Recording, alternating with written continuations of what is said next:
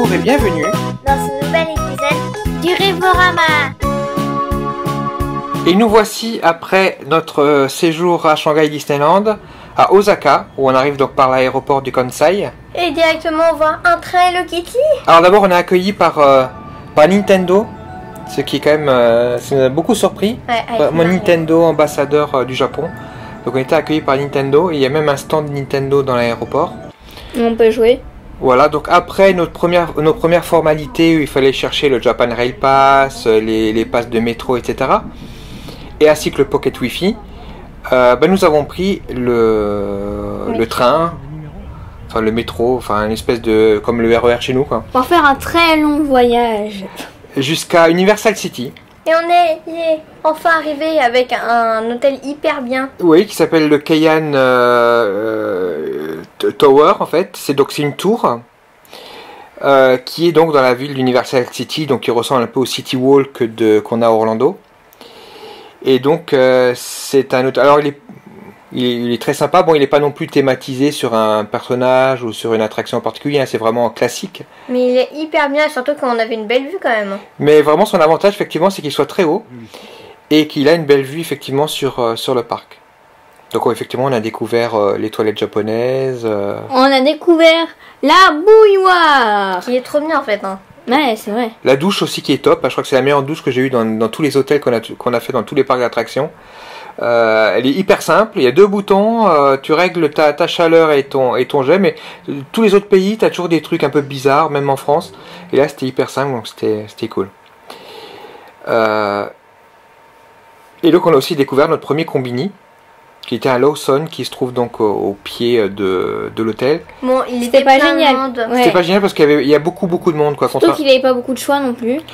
Et puis c'est notre premier, donc on était on n'était pas tout à fait à l'aise. Après ça a roulé dans tous les autres combini qu'on a fait. Ouais, on a mangé des ramen. Donc pour le petit déjeuner, on a deux choix, soit tout en haut comme là, donc avec soit tout en bas. ou soit tout en bas où on a aussi pris un buffet un soir avec un ami. Et donc là on a une super vue sur le parc Universal. Ouais. Contrairement aux États-Unis, il n'y a pas trois parcs, il y a un parc Universal Studios. Mais il est hyper joli. En fait, j'adore cet endroit et c'est trop joli. Donc là, c'est l'endroit où on a pris donc le petit déj. Donc on a un peu découvert les petits mélanges de Fanta avec des Minute Maid. Enfin, ils proposent de faire des mélanges avec leur machine. C'est assez étonnant et c'est très bon. Mais la meilleure boisson, c'est le thé matcha au lait. Voilà, on voit Léopoldine qui est en train de le remuer là. Elle a adoré le thé matcha au lait et on va essayer de reproduire ça à la maison ici en France. Et donc nous voici donc le lendemain en direction donc du Universal Studios. Alors le début on s'est levé plus tôt et pourtant il y avait déjà beaucoup de monde. Oui, alors on avait déjà pris nos billets sur Klook. Et effectivement, donc ça nous a évité quand même une file d'attente pour l'achat, mais il y a déjà une file d'attente pour l'entrée dans le parc. Et d'ailleurs, on vous spoil un peu, mais c'est exactement pareil à Tokyo Disneyland et Tokyo DisneySea. Voilà, une file d'attente, mais bon, si on s'y prend un peu en avance, c'est bon, il n'y a pas trop de soucis, on peut rentrer directement. Et comme dans tous les parcs et toutes les animations qu'on a fait, il y a toujours les Japonais qui nous saluent plusieurs fois. Mais je trouve que c'est hyper bien, moi. Ouais, c'est assez amusant. Un peu forcé, mais assez amusant, je trouve. Ouais. Donc niveau décor, c'est vraiment presque la copie conforme du parc de Universal Studios d'Orlando. D'ailleurs c'est un peu fait pour. Bon là on voit quand on rentre donc dans cette zone à l'entrée que c'est comme au World Bazaar de Tokyo Disneyland, c'est couvert. Mais sinon les décors vraiment Hollywood, New York, San Francisco, tout ça c'est vraiment la même chose. Par contre s'il y a une attraction que vous voulez faire vraiment, faut se dépêcher dès le début.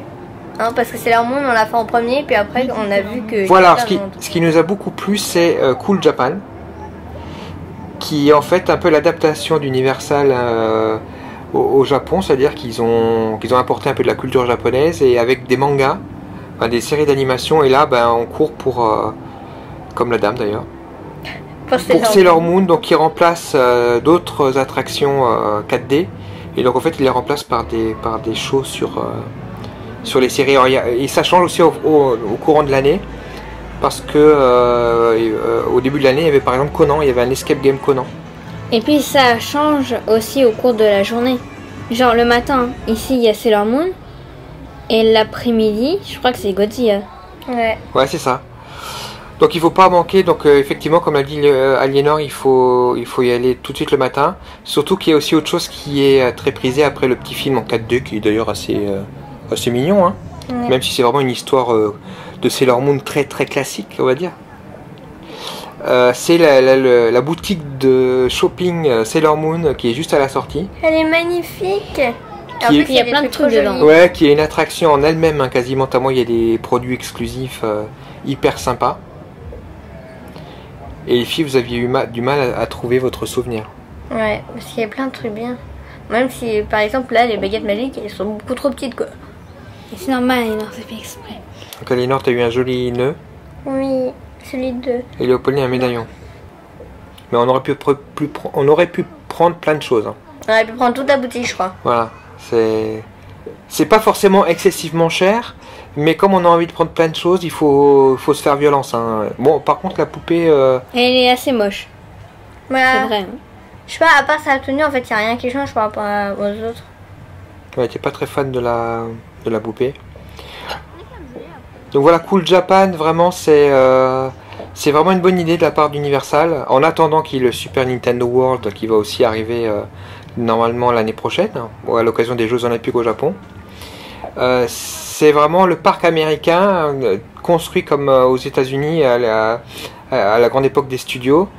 Et qui, en même temps, la culture japonaise, et je trouve que le mélange nous a fait passer vraiment une super journée. Ouais. Même si surtout le choix manga, ce qui nous a le plus plu, c'est Sailor Moon, non? Oui. Mhm.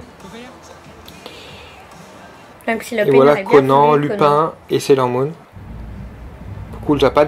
Alors aussi une autre spécificité, c'est que vous pouvez avoir des buckets, des boîtes pour les pop-corn. Et au Japon, ils sont assez forts sur ça, pour avoir des boîtes très jolies sur les différents thèmes et qui changent à chaque saison. Il y en avait un spécial Sailor Moon, deux même. Ouais, il y avait le calice. Il y avait le calice et puis il y avait un sac à main aussi. Et malheureusement, il faut être au bon moment de la saison pour avoir ce qu'on veut. Parce qu'aussi une autre spécificité, c'est que souvent les produits ils sont très saisonniers, donc voilà. Donc nous on n'a pas pu avoir le calice malheureusement, mais bon, c'est pas bien grave. On s'est rattrapé à Tokyo Disney ici. Donc là c'est les zones de spectacle. Pareil, il y a beaucoup de spectacles qui arrosent, parce qu'il fait très chaud. Donc Ouais. il y a toujours les indications sur le sol pour vous dire à quel endroit vous serez mouillé et à quel endroit vous serez au sec. Mais ce genre de spectacle, c'est à peu près tous pareil. Hein. Ils chantent, ils dansent, et en même temps, ils ont des tuyaux d'arrosage. Ouais. L'attraction Amazing Spider-Man. Donc, D'ailleurs, c'est pas très bon pour la planète, je pense. De quoi?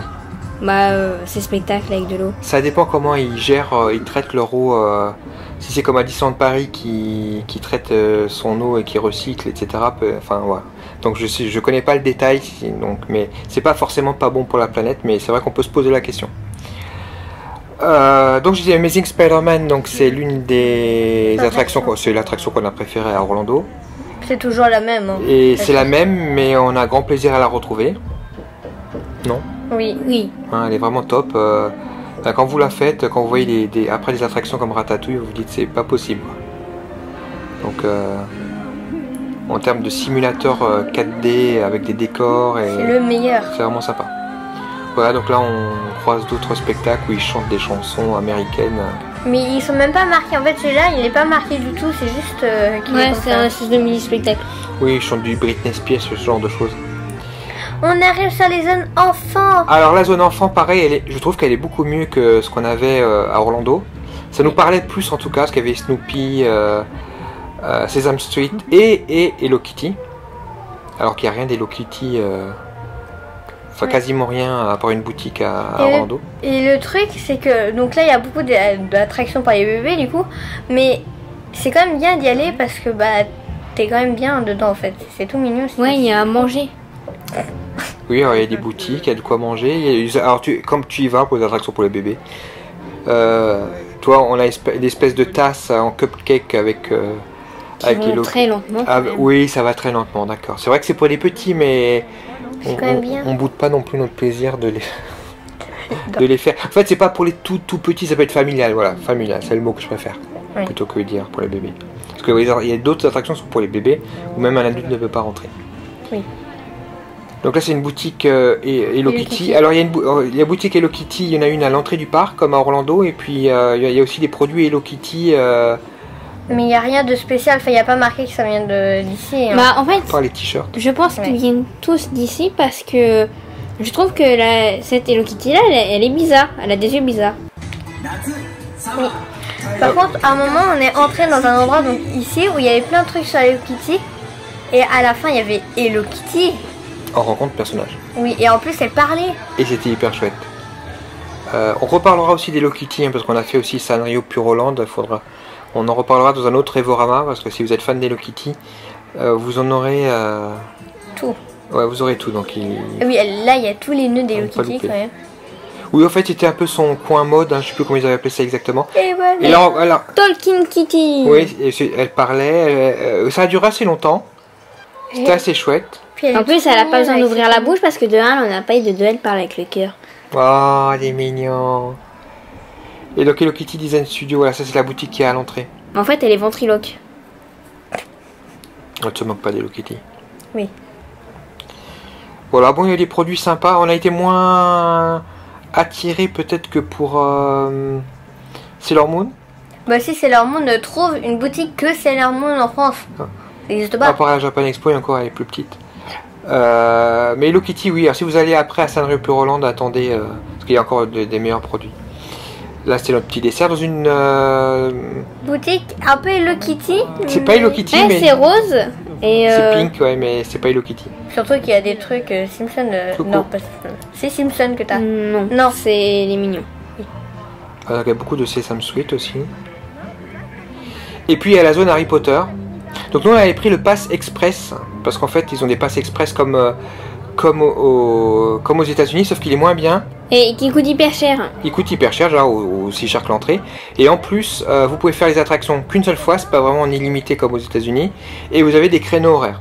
En même temps, t'as un peu l'impression que tout le monde te dit que ça va être blindé, mais il y a que certaines attractions qui sont blindées. Oui, alors on était content de l'avoir fait parce que c'est vrai pour faire Forbidden Journey, qui est la même attraction qu'Orlando, mais qui est quand même très sympa aussi.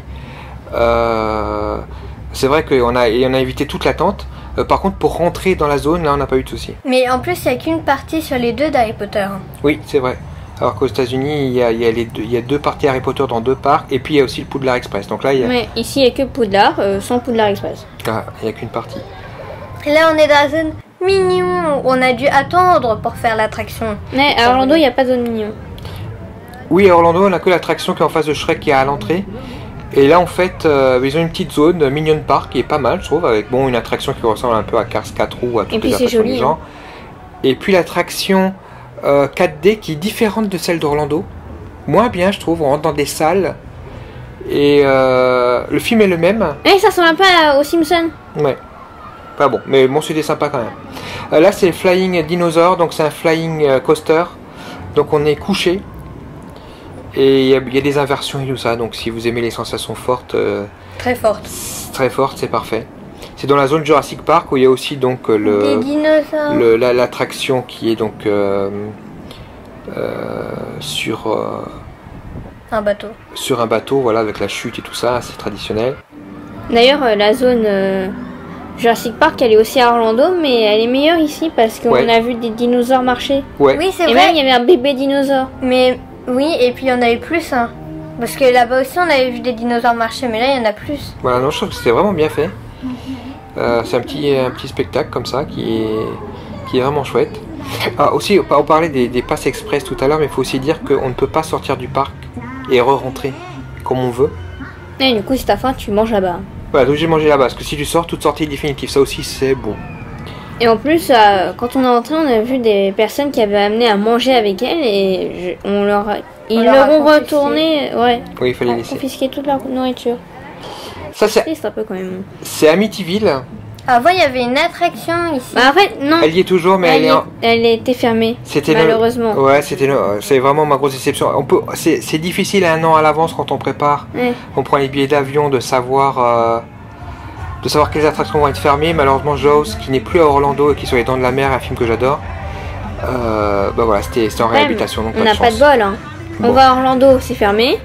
Et on va à Tokyo, C'est fermé aussi. plutôt ouais, à Osaka. Et C'est fermé. c'est Donc en il faudra retourner. Alors là, c'est la parade de jour. Alors, je l'aime bien, hein, mais c'est pas ma parade préférée. Elle est meilleure C'est quand même même pas la qu'à parade. Orlando. Si, ça m'arrête. Elle est meilleure qu'à Orlando, et Ouais. puis il y a Hello Kitty aussi. Oui.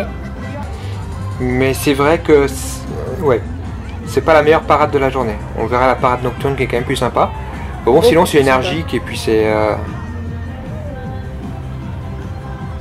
En fait, on l'a vu un peu par hasard. J'avais même pas fait attention qu'il y avait une parade dans la journée. Donc finalement, comme on n'attendait rien de spécial, c'était une bonne surprise. Oui. Mais sur le long terme, pour parade de jour, moi je préfère franchement. Par contre, dans la parade du jour d'Orlando, bon, il y a quand même Bob l'éponge et des choses comme ça qu'on ne voit pas ici. Mais il n'y a même pas Bob l'éponge ici. Non, non, non. C'est quoi? C'est un éléphant, je crois. Encore. Ça. Et puis on va voir Hello Kitty qui arrive.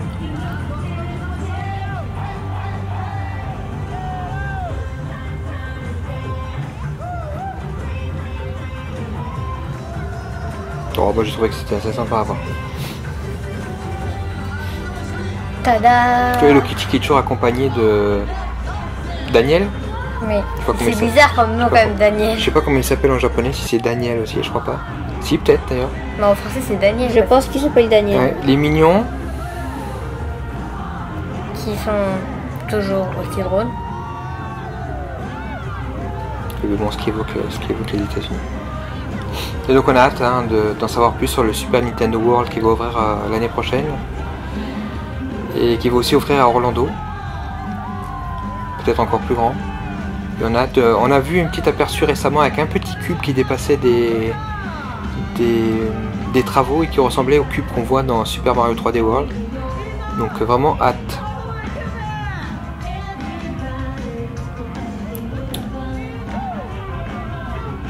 Donc c'est bien que ces parcs s'emparent de la culture japonaise. Parce qu'il y a tellement de choses à faire avec les jeux vidéo, avec les mangas et tout. Je comprends pas comment ils ont pas pu s'en emparer plus encore. Et ça, c'est la parade de nuit qui est franchement beaucoup plus classe. La parade nocturne d'Universal est toute récente, je crois qu'elle doit avoir 1 an, 2 ans. Et puis c'est un mélange entre des chars et des projections sur les murs, donc... Oui, alors faut faire. Alors il y a déjà un bon point. Quand on est passé à un certain endroit, on peut voir la parade en fait 2 fois. Ouais, c'est à côté du restaurant où à un moment donné il y a une dame toute seule qui fait bonjour à tout le monde. Et en fait, il n'y a personne qui vient vu que tout le monde attend la parade. Et donc voilà, donc il suffit de la voir 2 fois. Alors là où on était la première fois, C'est bien, mais il n'y a pas de il projection. n'y a pas les projections. Mais par contre, on était super bien passé tout devant et tout. Mais donc, ouais, tous les chats. on l'a bien vu. Donc en fait, il y a plusieurs parties, grandes parties.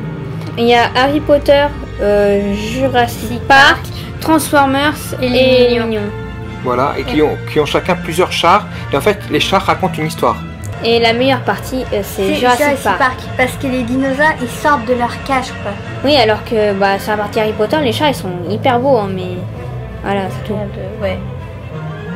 Et la partie Mignon, bon, ça n'a aucun sens. pour moi. Oui, autant j'ai bien aimé Transformers, autant les mignons, bon. Par contre, les projections d'Harry Potter, elles sont trop mignonnes. Ouais. Et donc en fait, bon, ils répètent cette petite histoire à intervalles réguliers, donc de sorte qu'on a l'impression qu'ils la font pour nous. Mais en fait, voilà, ils la font Pour tout le monde. voilà, plein de fois.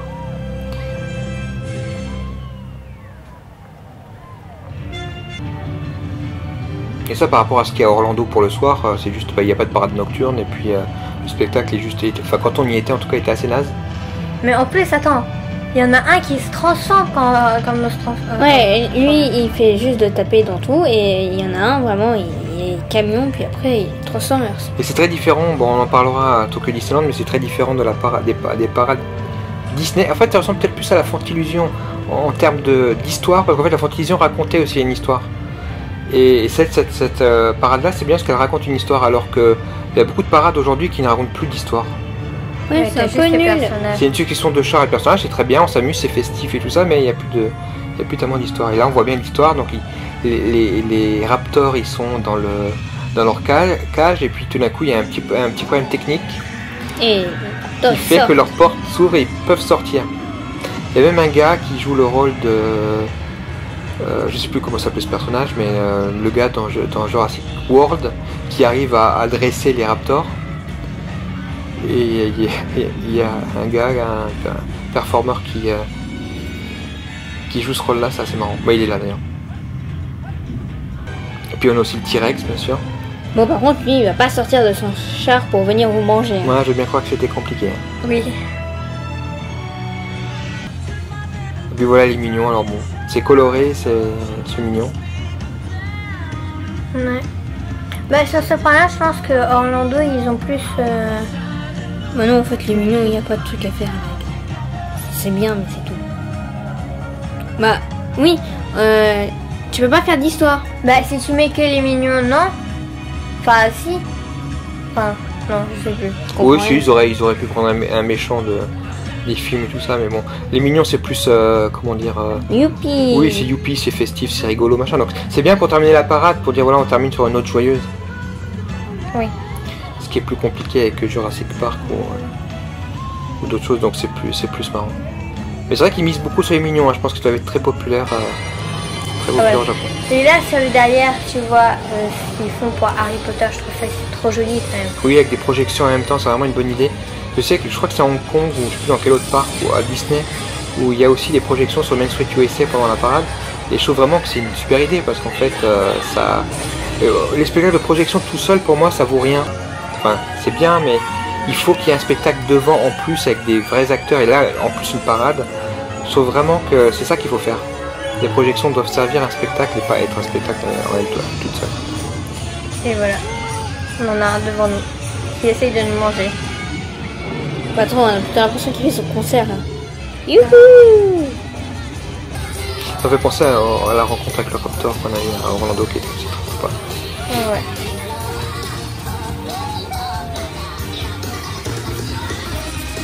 Donc voilà, vous avez aimé Universal Studios Japan? Oui. On conseille, hein? Oui. Vous avez aimé ce Révorama? Vos j'aime et vos commentaires nous font plaisir. N'hésitez pas. Ne manquez pas les prochains Révorama en nous suivant sur les réseaux sociaux et sur www.revo-rama.com. À bientôt. Voici Léa, directrice d'une PME. Elle aimerait créer le buzz autour du lancement d'un nouveau produit. Cependant, elle ne sait pas comment s'y prendre. Là, c'est Roger. Il souhaite transmettre son histoire à ses proches. Mais Roger est perdu face aux nouvelles technologies. Enfin, nous avons Margot, maman de 2 petites filles. Elle souhaiterait qu'elles soient rapidement initiées à l'informatique pour les préparer au monde de demain. Grâce à Rêve Connecté, Léa, Roger, Margot et ses enfants vont pouvoir réaliser leurs projets en devenant des pros de l'expérience connectée. Cette entreprise, spécialisée dans les nouvelles technologies et le web, vous permet de vivre vos rêves connectés. À travers 3 types de prestations adaptées aux professionnels et aux particuliers, Rêve Connecté vous accompagne et vous conseille dans tous vos projets numériques. Grâce à Rêve Connecté, Souvenirs Connectés et coach numérique à domicile, créez une expérience mémorable autour de votre entreprise ou pour votre famille. Alors, n'hésitez plus. Contactez Rêve Connecté et demandez votre devis.